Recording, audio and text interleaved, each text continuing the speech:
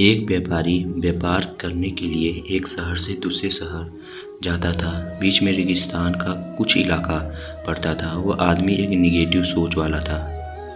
हमेशा शिकायत करता रहता था कि मेरे पास ये नहीं है, वे नहीं है, इसकी कमी है, उसकी कमी है। एक दिन वह रेगिस्तान में से गुजर रहा था, तभी उसकी पानी की बोतल खाली हो जाती है। उसे बड़ी जोर की प्यास लगती है, लेकिन रेगिस्तान में पानी न मिलने की वजह से उसे बहुत गुस्सा आता है और बोलता है कि कितना ख़राब जगह है, न कोई पेड़ न पानी, रास्ता भी लंबा है, रेगिस्तान पार करना पड़ता है।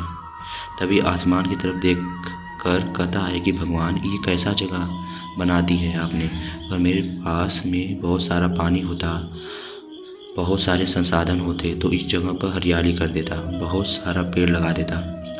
वह आदमी ऊपर देखकर ये सब बातें कह रहा होता है और ऐसा लग रहा था कि जैसे ऊपर वाले से जवाब का प्रतीक्षा कर रहा हो। भगवान कुछ कह दें। अब चमत्कार ये हुआ कि वह जैसे ही नीचे देखा, उसे अपने आँखों के सामने एक कुआं दिखाई दिया। वह पूरी तरह से घबरा गया, क्योंकि उसने कभी भी उस रेगिस्तान में कुआं नहीं देखा था।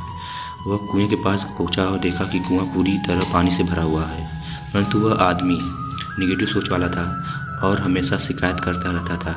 फिर से आसमान की तरफ देखते हुए बोला, भगवान, पानी से भरा हुआ कुआं तो दे दिया, लेकिन पानी निकालूंगा कैसे।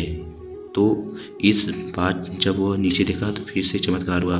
उसे कुएं के पास रस्सी और बाल्टी दिखाई दी। लेकिन आदमी फिर से ऊपर देखा और बोला, भगवान, अब इस पानी को ले जाऊंगा कैसे। तभी उसके एहसास हुआ जैसे उसके पीछे कोई है। वो पीछे मुड़कर देखा तो एक ऊंट खड़ा हुआ होता है। वह पूरी तरह से घबरा गया, सोचने लगा कि ये तो सच में होने लग रहा है। मैं बातों बातों में कह तो दिया, अब मुझे यहाँ हरियाली करनी पड़ेगी, पेड़ लगाने की जिम्मेदारी लेनी पड़ेगी। आदमी को पानी से भरा हुआ कुआं मिल गया, बाल्टी और रस्सी मिल गई, पानी को ले जाने के लिए ऊंट भी मिल गया, सब कुछ मिल गया।